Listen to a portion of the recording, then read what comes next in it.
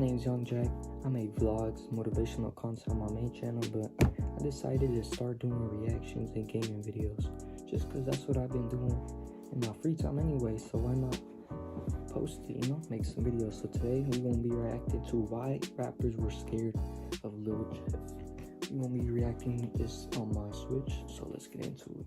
The streets of Chicago whispered his name like a warning, Lil Jeff. He wasn't just another rapper spitting bars. He was a predator in the drill scene, a shooter who backed up every word with action. From chasing ops into their own homes to claiming more than 8 bodies, Bloodhound Jeff didn't just talk the talk. He walked it with a Glock in hand, leaving even the bravest of rappers scared. Lil Jeff was responsible for dropping 11 bodies. Lil Jeff, or Bloodhound Lil Jeff, as some knew him, wasn't just another rapper from the trenches. He was a force of nature, a demon in human form, and a walking nightmare for anyone who crossed him or his gang, the Bloodhounds. By the time he dropped his first track, The Bloody Family, in late 2022, Jeff was already legend in the streets. But it wasn't his bars that had people shook. It was the bodies he allegedly left in his wake. Rappers feared him because he wasn't just about the music. He was about that life. And when it came to sliding on his ops, Jeff didn't play games. He was the pistol professor, and class was always in session. Jeff's story starts in the far south side of Chicago, where he was just a scrawny 12-year-old with hoop dreams, but the streets had other plans for him. By 2014, rumors were already swirling that Jeff had caught his first body, an 18-year-old named Molly Ma, affiliated with the Hray Mob. At the time, Jeff was just a Kai barely old enough to hold a gun, let alone pull the trigger. But the streets talked, and the whispers about Jeff's alleged involvement in Molly Ma's murder never stopped. Jeff's older brother, Jay Boogie, was already deep in the streets, and his influence on Jeff was undeniable. By the time Jeff was 18, he was fully immersed in the gang life, running with the Bloodhounds and making a name for himself as someone not to be messed with. In a DJ... Say it right here. Don't reenact or try to live any of this type of life, bro. Be happy with the life God gave you. Feel me?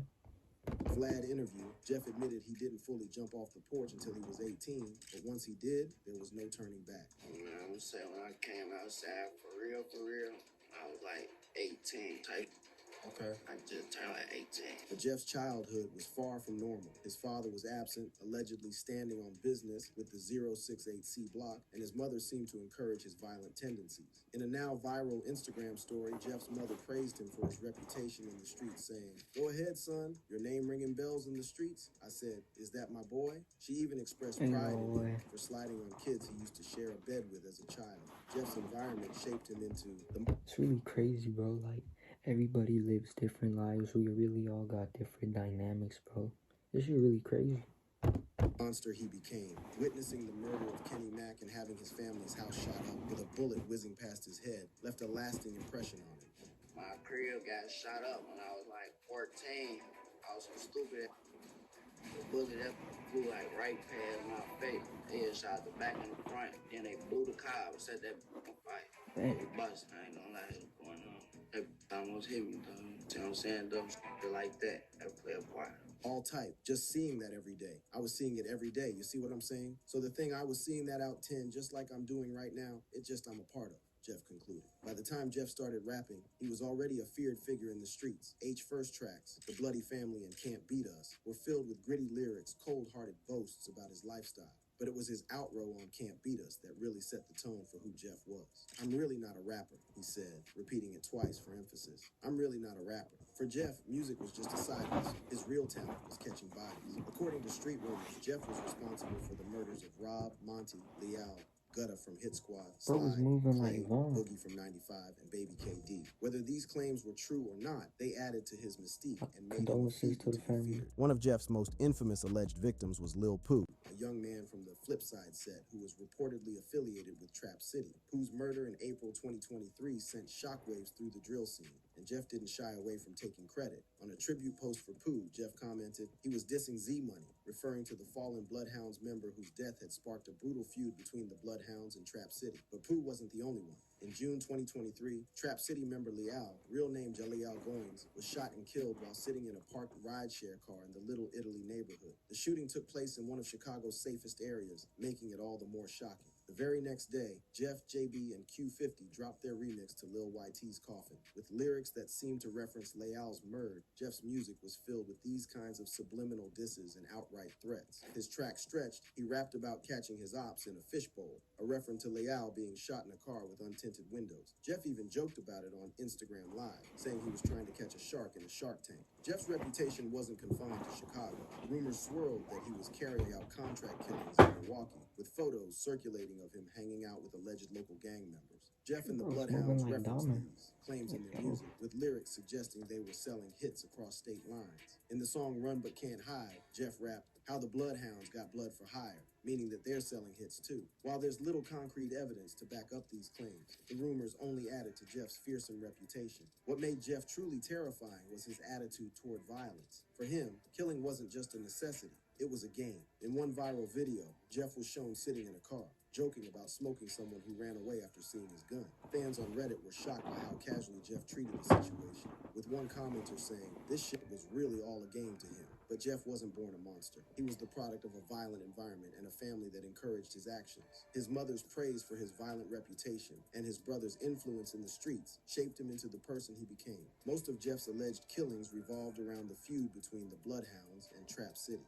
What made this beef so personal was the fact that Jeff and his ops were once friends. Jeff grew up with many of the people he later targeted, and he didn't hesitate to rap about killing kids he used to share a bed with. In the song Run But Can't Hide, Jeff rapped, "I'm beefing with guys that I used to be so close with, we used to sleep in the same bed." This line was almost word for word what his mother had said in their text Stay in school, where she yo. praised him for sliding on his childhood friends. Or at The least feud between the fucking Bloodhounds and Trap City is one of the most know what brutal you in wanna do in Chicago life, jail you history, know? and Jeff was at the center of it. His music was filled with disses aimed at Trap City, and his alleged involvement in the murders of Leal and others only fueled the fervor. Lil Jeff was the face of the Bloodhound gang.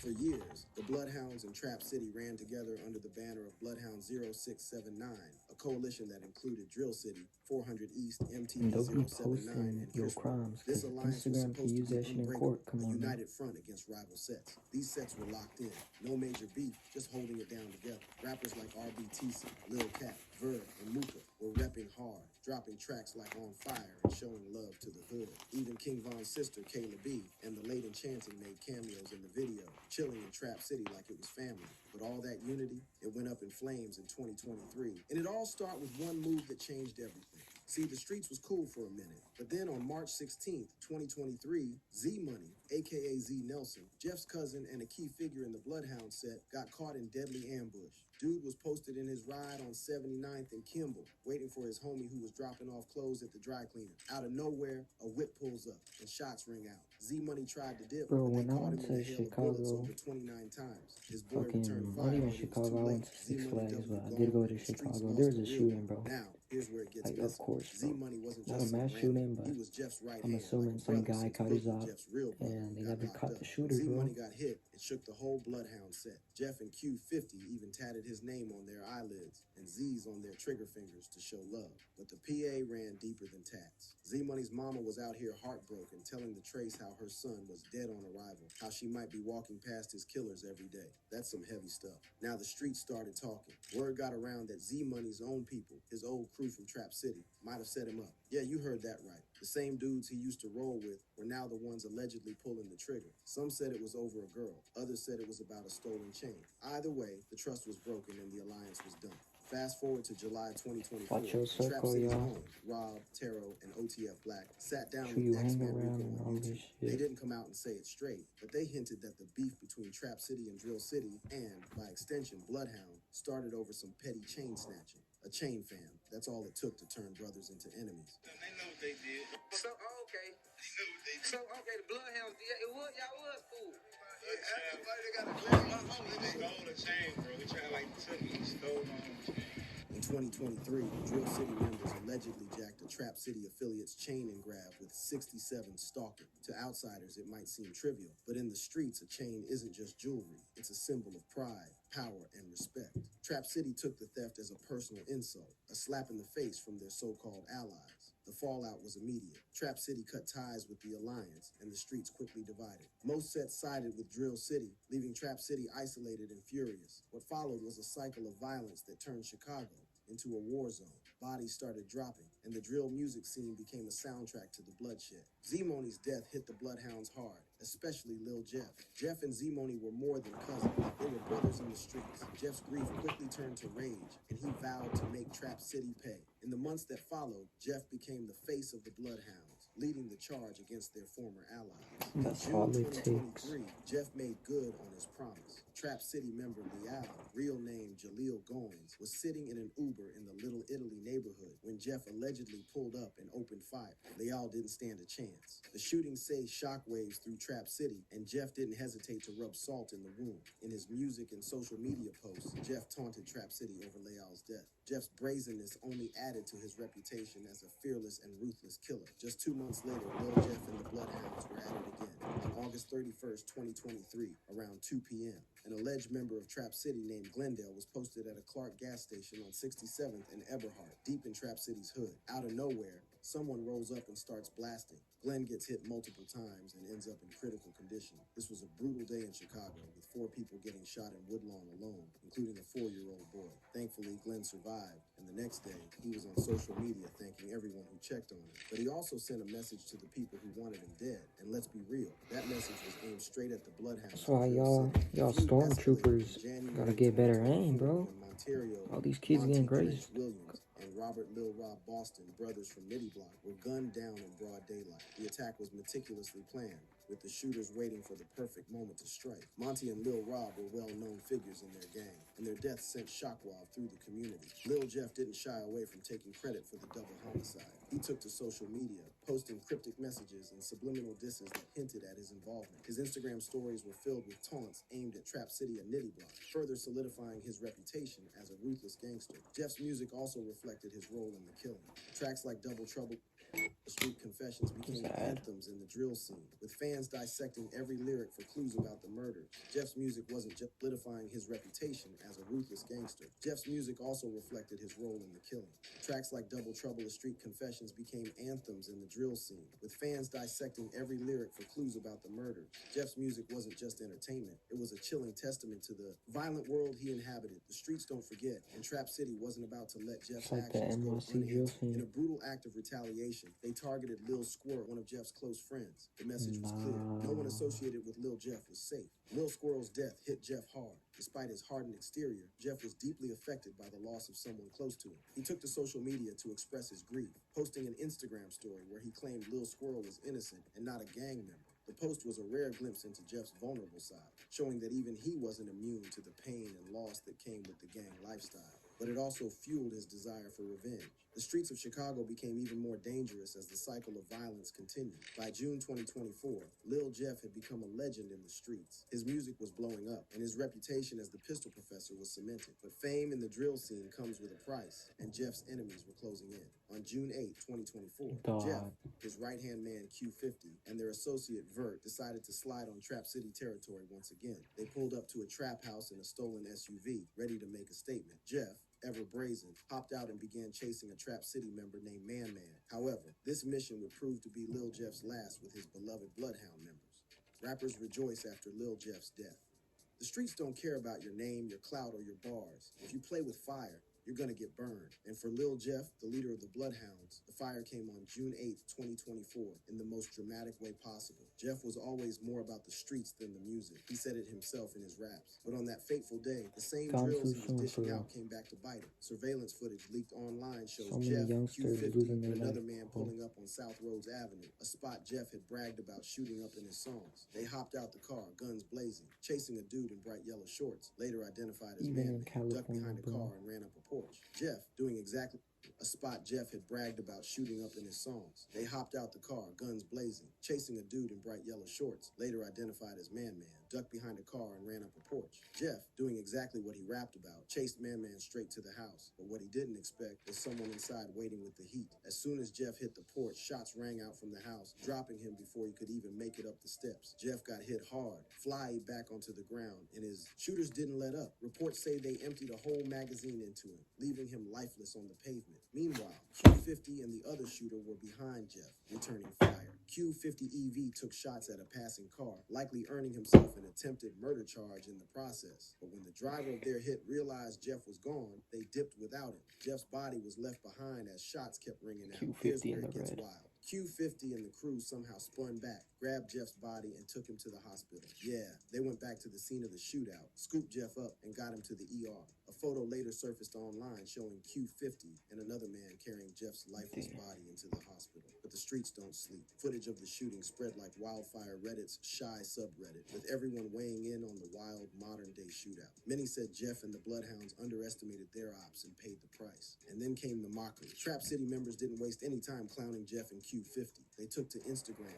reenacting the shooting, laughing at how Jeff got caught slipping. Q50 slide right here, man. This is what they call him slide now, man. He's slide. He's right there. Rappers from Trap City started dropping bars and posts, mocking Jeff's death, and Q50's failed attempt to save him. The streets are ruthless, and Jeff's death was a reminder that no one's untouchable. For all the bars he dropped about chasing ops and shooting up blocks, Jeff ended up on the wrong side of the same violence he glorified social media turned into a battlefield with diss tracks, memes, and straight disrespect flooding the timelines. Jeff's death wasn't just another body dropping.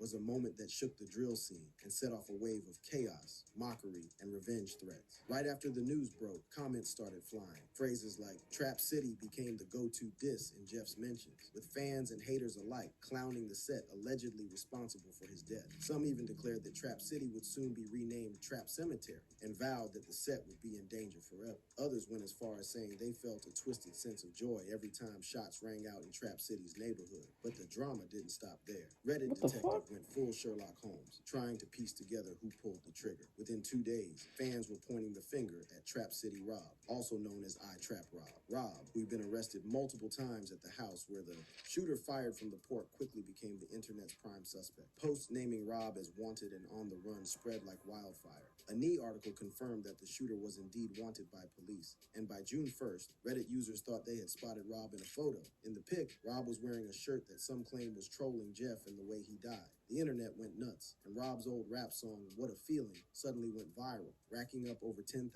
new views as comment sections filled with references to Jeff's death. But here's the twist. Rob was arrested but later released without facing any charges for Jeff's killing. The streets were divided. Some called it self-defense, while others called it overkill. Drill commentator Trench's News weighed in saying, 19 shots? That's why they grabbed Rob. It ain't self-defense, that's overkill. But Trench's also criticized the Chicago justice system, saying they lock up the wrong people and let the real ones walk. Meanwhile, the reason behind Jeff's fatal move to chase Man Man became a hot topic. According to one Reddit thread, Jeff was trying to kill Man Man because he was using their house as a drug hotspot. The car seen in the footage, allegedly, it was just a customer picking up drugs. ZA pills, coke, who knows? Man Man had even sent a pic of his bright yellow shorts to a group chat after someone offered to buy them for a crazy price. But Trench's News had another theory. It was all over a fake chain. According to Trench's, Jeff took a chain from someone who was later killed, played games about it being stolen, and then got jumped when the truth came out. That fig spiraled into a full-blown war, ending with Jeff's death. Lil Jeff tried to tell them that the chain was stolen, but he had it all along, playing around little kid games. And then when they seen him, they Don't whooped Lil play Jeff, gangster, jumped on him y'all. and fought him. And then next thing you know, it turned spiraled into like I'm killing. telling y'all, don't Trench's play also didn't gangster. hold back, calling Jeff out for popping up out of nowhere, claiming 8 You gotta bodies, prove and yourself to quoting King nobody. Von every other sentence. Meanwhile, the whole atmosphere was different for Lil Jeff's family and his Bloodhound gang members, who finally got a taste of what they subjected the family and friends of the victims to. The day after Lil Jeff's death on June 9th, Bro, should've played 2024, the basketball, streets were bro. heavy with heartbreak and rage. Jeff's close family and friends were left staring at his pictures in disbelief, trying to process the loss of a young man who had become a legend in the drill scene. His brother Jay Boogie was said to be on the verge of losing his mind when he heard the news. Jeff's dad took to social media, posting throwback images of Jeff with his half-brothers and captioning them, "Fuck the world." It was raw, unfiltered pain from a f***ing King Von every... They seen him, they whooped Lil Jeff, jumped on him and fought him. And then next thing you know, it turned spiraled into like killing. Trench's also didn't hold back, calling Jeff out for popping up out of nowhere, claiming 8 bodies, and quoting King Von every other sentence. Meanwhile, the whole atmosphere was different for Lil Jeff's family and his Bloodhound gang members, who finally got a taste of what they subjected the family and friends of the victims to. The day after Lil Jeff's death on June 9th, 2024, the streets were heavy with heartbreak and rage. Jeff's close family and friends were left staring at his pictures in disbelief, trying to process the loss of a young man who had become a legend in the drill scene. His brother, Jay Boogie, was said to be on the verge of losing his mind when he heard the news. Jeff's dad took to social media, posting throwback images of Jeff with his half-brothers and captioning them, "Fuck the world." It was raw, unfiltered pain from a father who had lost his son to the same streets Jeff H. once ruled. Jeff's right-hand man and cousin, Q50, was quick to respond. He called Jeff his brother and twin and said he was done crying. Instead, he was focused on doing exactly what Jeff had told him to do, likely a reference to seeking revenge. Q50's words were a chilling reminder that in the streets, grief often turns into action. Meanwhile, Vert, another close ally of Jeff, opened up in a DJU interview, visibly shaken and slurring his words, possibly intoxicated. Shit, his brother's my twin. You know, so this shit hurt. It's my brother, you know? Yeah. But it's like, I can't stop. For what? I'm gonna stop for. They want me to be stopped. They want me, you know? Yeah. This shit don't stop. Shit, all gonna still go on.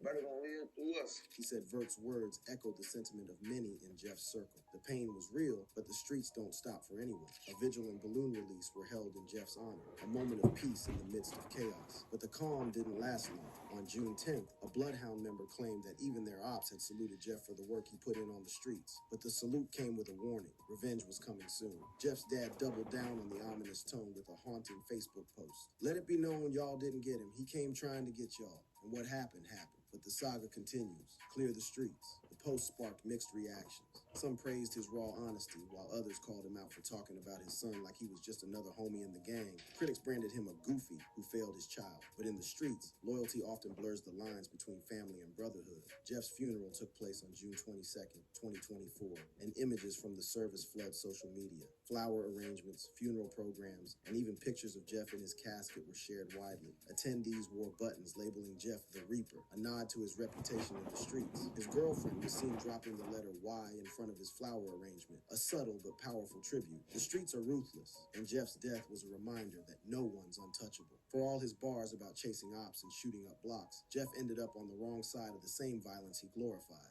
Now, the Bloodhound are left to pick up the pieces, while Trap City celebrates what they see as a victory. But in these streets, the cycle never ends. One man's downfall is another man's coming. The beef between Bloodhounds and Trap City is far from over. Rest in peace, Lil Jeff. Is the purge coming? Who running Chicago right now? Is it the cartel? Yeah. Is it Lil Durk and them? I don't know who running Chicago. But they just passed a couple new laws, and one of them that stood out is the one was like basically they canceled all bail and they let certain things let go. Like basically, police can't chase certain people in Chicago no more. Can't chase somebody in Chicago no more. What they added to the list now is aggravated battery, aggravated DUI, aggravated fleeing, arson, burglary, drug abuse, homicide. These are some of the things that you will be able to get away with in Chicago. Damn. I think that's what they're saying. And there's a couple more things: intimidation, kidnapping, robbery, second-degree murder, threatening a public official. Basically, man, you can go down there and kidnap somebody and get out. And then I don't even know how none of this even work. You know what I'm saying? Before, there's gonna be a whole lot of messy stuff going on in Chicago. All the cartel members, all the real thugs and gangsters, they all finna move to Chicago. Ain't no laws down there no more. For real, for real. And it's just crazy because it's like, what if the rest of the what if the other 49 states decide to do the same thing Chicago doing? Then it's like, do we even need police anymore if you can get away with stuff like this? I mean, you know what I'm saying? I'm about to go cop a honey gun.